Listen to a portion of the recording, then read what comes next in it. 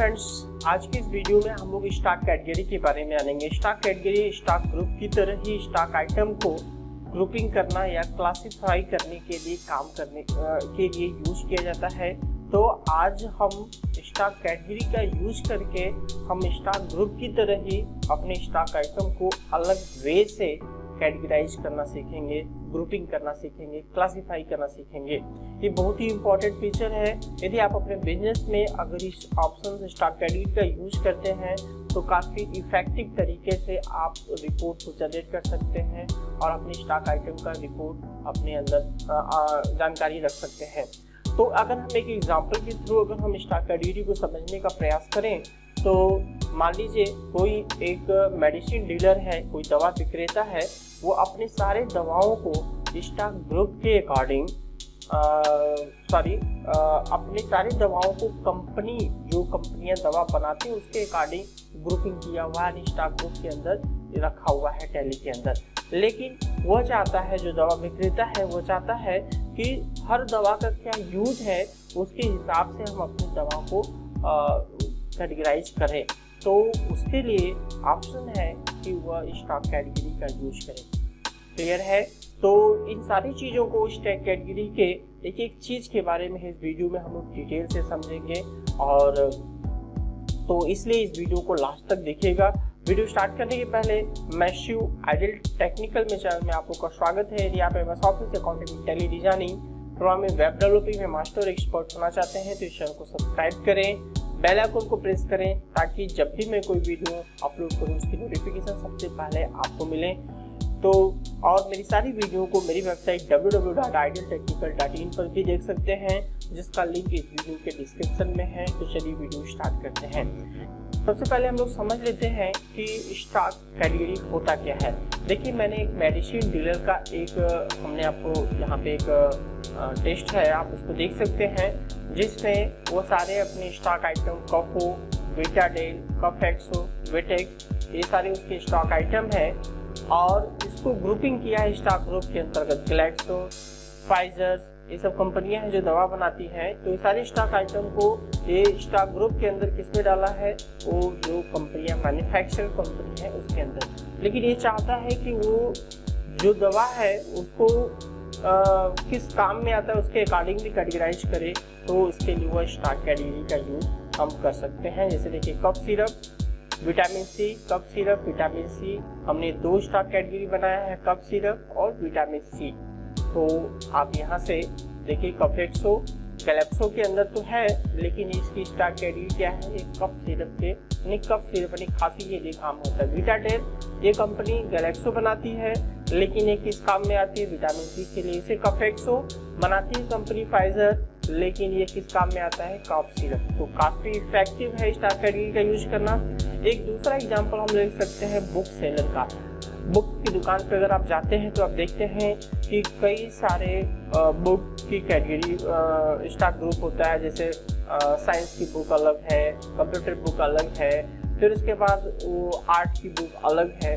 तो हम ग्रुप के अकॉर्डिंग वो दुकानदार सेट किया हुआ है। लेकिन अब वो चाहता है कि जो बुक होती है उस बुक का कोई ना कोई पब्लिशर होता है, तो वो चाहता है कि उस बुक का हम पब्लिशर के अंदर भी इसको हम कैटेगराइज कर सकें। तो वो पब्लिशर में इतना, जैसे बीपीवी पब्लिशर हो गया, जीबी पब्लिशर, एसके पब्लिशर। तो यानी बुक को किस ब्रांच का है ग्रुपिंग भी किया है, किस सब्जेक्ट का है, फिर उसके बाद उसका पब्लिशर क्या हो उसको भी वो स्टॉक कैटेगराइज के थ्रू अपने स्टॉक आइटम को मैनेज किया है। इससे का सबसे बड़ा फायदा ये है कि जब भी बुक आउट ऑफ स्टॉक होगा या कम होगा तो उसको मालूम होगा कि इस बुक का पब्लिशर कौन है, वो आसानी से ऑर्डर प्लेस कर सकता है। ओके, तो ये सारी चीज़ें स्टॉक कैटेगरी क्या होती है हम लोगों ने समझ लिया। अब हम चलते हैं टैली स्क्रीन पे और उसको देखते हैं कैसे हम लोग टैली में इसको अप्लाई करेंगे। तो टैली स्क्रीन पे हम आ गए हैं। टैली स्क्रीन में आने के बाद पहले तो हम कंपनी बनाएंगे, और आप लोग कंपनी बनाने आता होगा। तो मैंने आइडियल टेक्निकल नाम से कंपनी बना लिया है पहले से। अब हम स्टॉक कैटेगरी को एक्टिव करेंगे। इसके लिए हम F11 F2 प्रेस करते हैं और यहाँ पे एक ऑप्शन है मेंटेन स्टॉक कैटेगरी, उस पर हम यस करके एंटर करते हुए या डायरेक्ट सेव करने के लिए Ctrl+A करते हैं और इसको हम सेव कर लेते हैं Ctrl+ से। अब स्कैप करते हुए करके गेटवे ऑफ टैली पे आते हैं और इन्वेंट्री इन्फो पे जाते हैं। इन्वेंट्री इन्फो के अंदर आप देख रहे हैं हमारा स्टॉक कैटेगरी का ऑप्शन हाईलाइट हो गया। अब आपको मैंने एग्जांपल में दिखाया था कि स्टॉक कैटेगरी में क्या क्या है। देखिए मैंने एग्जांपल में ये सारे स्टॉक कैटेगरी है, जैसे कफ सिरप हुआ, विटामिन सी, और यहाँ पे BPB publisher, GB publisher, SK publishers. तो इन सारी चीज़ों को हम अपने टैली में करेंगे। तो थोड़ा सा आप इसको लिखना है तो लिख लीजिए या याद रखिएगा। देखिए अब यहाँ से स्टॉक कैटेगरी के अंदर जाते हैं तो क्रिएट यूज करेंगे और नेम के सामने हमने स्टॉक कैटेगरी का नाम लिखेंगे, अंडर में हम प्रायोरिटी चुनेंगे।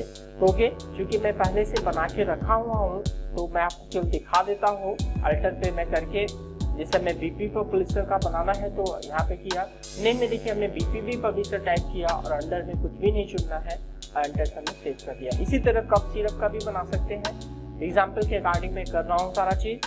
फिर जीबी पब्लिशर्स देख रहे हैं, फिर उसके बाद है एसके पब्लिशर्स और उसके बाद विटामिन सी।